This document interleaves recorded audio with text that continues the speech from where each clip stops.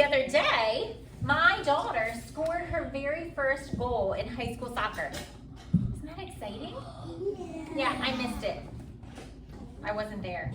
And that makes a mommy's heart very sad. So, when my daughter came home, I said, Kelly, I want you to tell me what happened. And she said, well, I was running up the middle, and I kicked the ball, and I scored.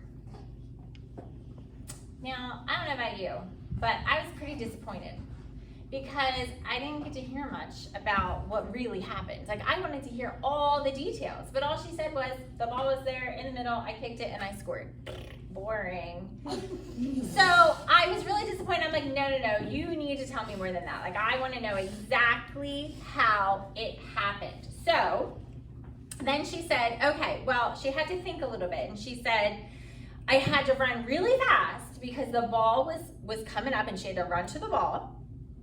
And then she was on the left side, so she said she kicked it with her left foot really hard. It hit the top of the goal and then dropped in.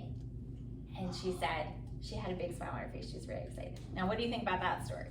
Good. That's much better, right? And I felt a lot better because now I really knew what happened, right?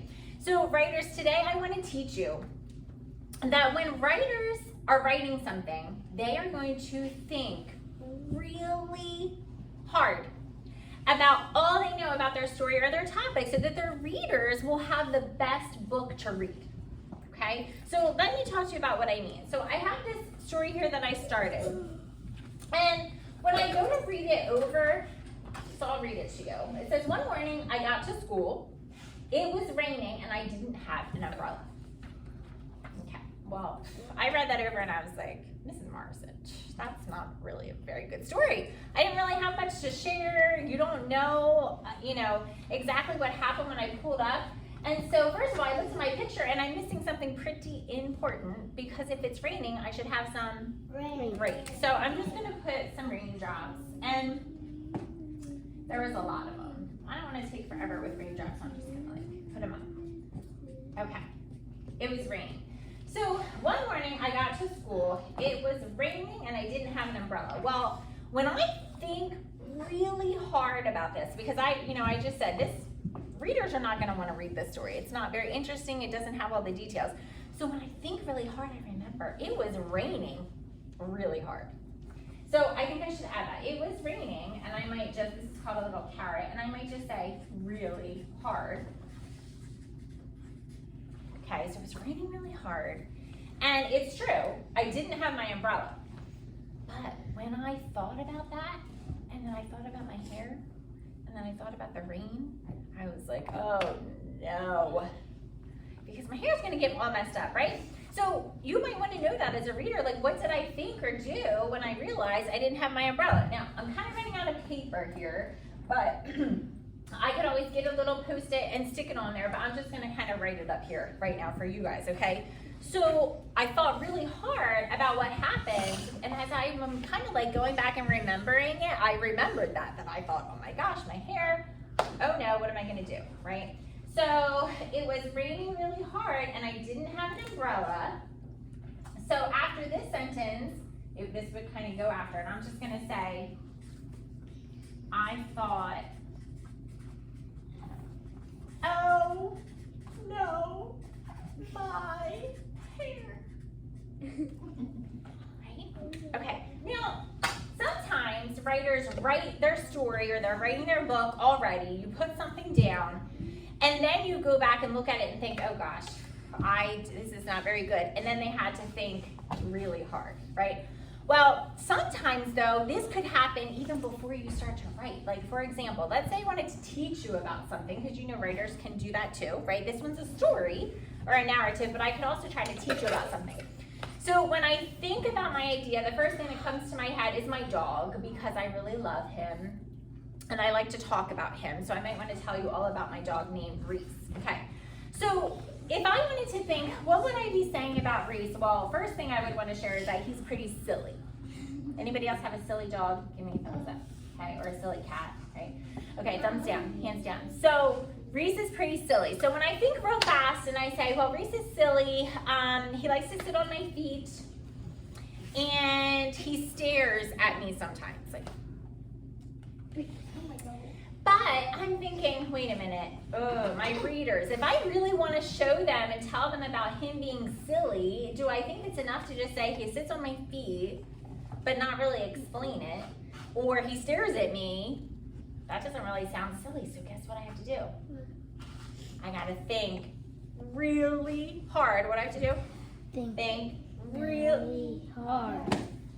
I don't know, I think we need to try that again. Ready? I have to think really hard about Reese being silly. So when I think about Reese, I picture him in my head coming to sit on my feet. Okay, now he's like a caramel color. That's why I call him Reese, because it's like Reese's Pieces, like peanut butter.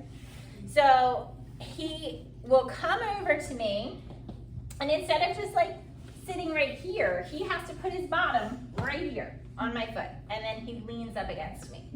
Now, that's a little more detail, right, and telling my reader a little bit more about Reese. So now I already know in my plan, when I start to write about him sitting on my feet, I'm not just going to say Reese sits on my feet. I'm going to say Reese comes right over and puts his bottom right on top of my foot. That's a little bit better, right? That's pretty silly. He's a silly dog. And then when I think about staring at me, he doesn't just stare at me all the time. You know when he stares at me? When he wants food. So if I'm standing in the kitchen and his food is over here and he walks in and he stares at me, and then he stares at the bowl. And then he stares at me, and then he stares at the bowl like, Mommy, what are you waiting for, right? So I don't want to just think Reese stares at me. I want to think really hard and picture this happening so that I explain exactly what he's doing when he stares at me, right? Because I want my readers to have a lot to read, and I want it to be interesting. All right, so it's your turn. Writers, I want you to think about something that you've been writing about. Get it in your head. Put your hand on your head when you know something you've been writing about. Or if you have a new topic, as soon as it's in your head, put your hand on your head. What would mine be?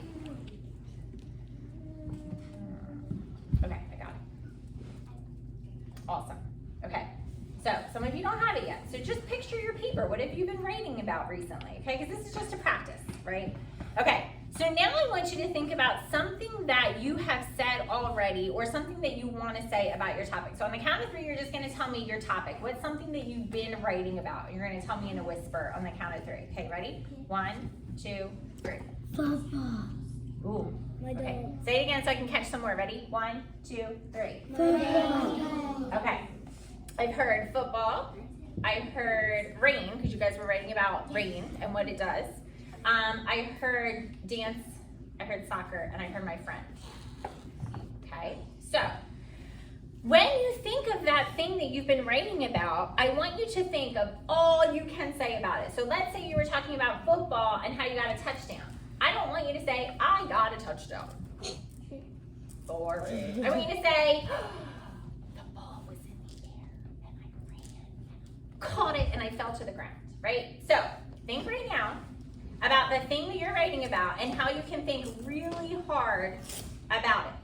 And what would you say? All right, writers, today we talked about how when writers are telling a story or telling all about the topic, they need to think really hard so that they can make the best book ever for their writers. So this is what you're going to do. You are going to be going back to your seat. If you need a new paper, you're going to choose a paper. Okay, your teacher can help us sort this out. If you think you need to keep going with the writing that you have, then you're just going to go to your seat, but you're going to try it out. See what you can do to think really hard to write all you can. And I'm just going to watch some writing today. All right? Okay, let me know.